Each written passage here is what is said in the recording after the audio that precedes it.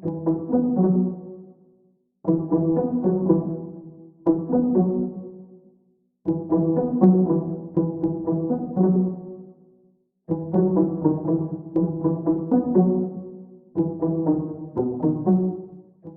Antsiranana manoloana ny olana izay misy eo amin'ny ben'ny tanàna izay voafidy tamin'ity taona ity tsy iza moa izany fa andriamatoa Jean-Luc Jaovozara dia itiana Edmond no nitendrena ho PDS ao Antsiranana voalohany ao mandrapa hisiny fiovana eo amin'izay resaka olana misy any Antsiranana any amin'izao ankehitriny izao. Ka ny pitsopitsony mahakasika an'izay no fakafakana amintsika atao anatin'ity vidéo ity ka manasantsika rehetra anaraka an'ity vidéo ity hatramin'ny farany. Asa dino ny milaiky ny vidéo antsika ary tsara voatrany ny miabone amin'ny chaîne antsika mba ahafahanareo manaraka tsy tapaka ny vidéo zay rehefa nahita isan'andro. Tsy ampendrela moa isika fa avy hatrany tonga dia vavany ndao ary.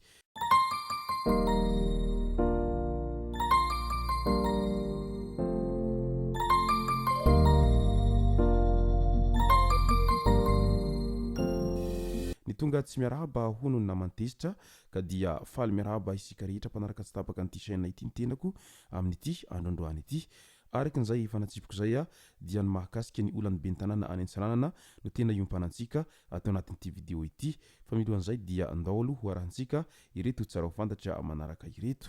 Mbola manentana ny malagasy rehetra tsy ankanavaka mba hifidy azy idina mialinelina isorana sahady kosa ireo zay efa nifidy azy. Raha tsy hivina kely moa dia tafiakatra amin'ny dingana famaranana ny prix découvert RFI ny taona 2024 idina mialinelina. Amin'izao fotoana izao dia mandeha ny fifidianana atao anaba ka izay be mpifidy indrindra miampy ny safidin'ny mpitsara no hibata ny amboara ao anatin'izany fananana izany. Marina fa olona iray safidy iray ary hatramin'ny 12 febroary izao dia mbola azo atao foana ny mifidy azy ao anatin'ny rohy izay efa voalaza amin'izany fifidianana izany. Io rohy io no idirana ary mipoitra ao daholy ny sarin'ireo folo tafiakatra amin'ity dingana famaranana ity ka ilay misy sariny dina mialinelina no safidina sady mpihira no mpanoratra hira no mpanao mozika sady mpilalao tantara ary namorona ny Kente Dina M i dina mialinelina. Anisan'ny tena nampiavaka azy ny famoronana ny hira tena mitondra hafatra mafonja mahakasika ny kolotsaina malagasy sy ny fahatsaran'i Madagasikara. Anisan'ny mpanakanto tena manome ny lanja ny maha malagasy azy ny tenany ka izay indrindra koa no nahasarika ireo mpitsara tamin'ny ity fifaninanana ity. Ny prix découvert RFI dia mitady izay mampiavaka ny mpanakanto tsirairay izay mihitsiny. Mijery izay mpanakanto tena mahay mamoaka ny mahizy azy ka manasongadina ny kolotsainany, ny fitafiny ary izay fihetsika rehetra mamoaka ny fiavian'ny mpandray anjara tsirairay avy. Izay koa ny mpitsara ka izay no hita tao amin'ny Dina M. Nanao izay fara ezaka tokoa izy matoa tafiakatra amin'izao dingana izao ary inona fa tsy izy irery akory no misalaotra ny fandresena raha toa ka izy nilany eo fa isika malagasy rehetra mihitsy no miaraka enim-boninahitra aminy ka dia mamerana ny fanentanana ho an'ny mpiray tanindrazany rehetra ny tenany mba hifidy azy. Marina moa fa izay mandresy amin'ity fifaninanana ity dia ahazo lelavola 10 000 € tournée en Afrique ary fampisehoana ao Paris ny 12 febroary izao no fantatra ny valin'ity lalao ity ka dia mirary soatrany ho an'ny dina mba ahazo fandresena amin'izao lalao izay atao amin'ny izay découvert RFI izay. Resaka devise ao amin'ny banky indray tsy misy atahorana ny famatsiana entana ao Madagasikara. Araky ny fampitam-baovao avy amin'ny banky foiben'ny Madagasikara dia nahatratra 8,7 faingo enina tapitrisa $, ny vola vahiny izay voatahiry hatramin'ny farany Desambra 2024 lasa teo iny izay hampy hiatrehana ny fanafarana entana mandritra ny enim-bolana mahery kely.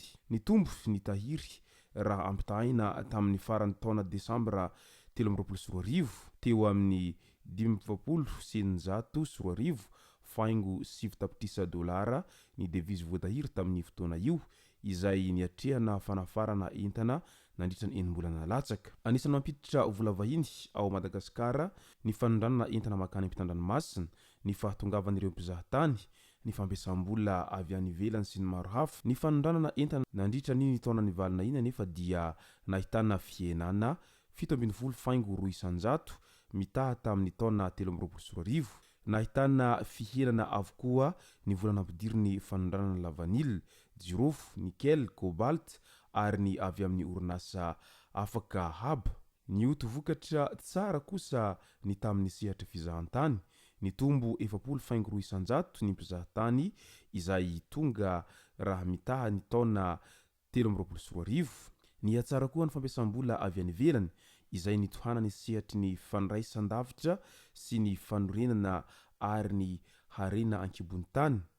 Nitondra devizy fanampiny lehibe ireo fanampiana sy fampindramam-bola tamin'ny tetikasa azon'ny fitantanana raham-panjakana. Ankoatra ny antoka amin'ny fanafarana entana dia manamafy ny sandam-bola malagasy ny fanafarana tahiry vola vahiny. Andao amin'izay ho resantsika ny mahakasika raharaha any Antsiranana any. Tafapetraka tamin'ity herinandro ity ho PDS ny tanànan'ny Antsiranana voalohany Andriamatoa Tina Edmond. Raha tsy ivana dia Andriamatoa Javojara Jean-Luc Désiré izay ben'ny tanàna teo aloha kandidaty tsy miankina no nandresy tamin'ny salanisa 5 faingo 170 isanjato tamin'ny fifidianana communal farany teo tao Antsiranana voalohany tao. Nanaraka azy ny kandida Irmara izay Ismaël Frank Max Chael izay nahazo salanisa 20 faingo 770 isanjato ary Stéphane Koringa nirotsaka tamin'ny tsy miankina ihany koa no nahazo laharana fahatelo izay nahazo salanisa 20 faingo 320 isanjato.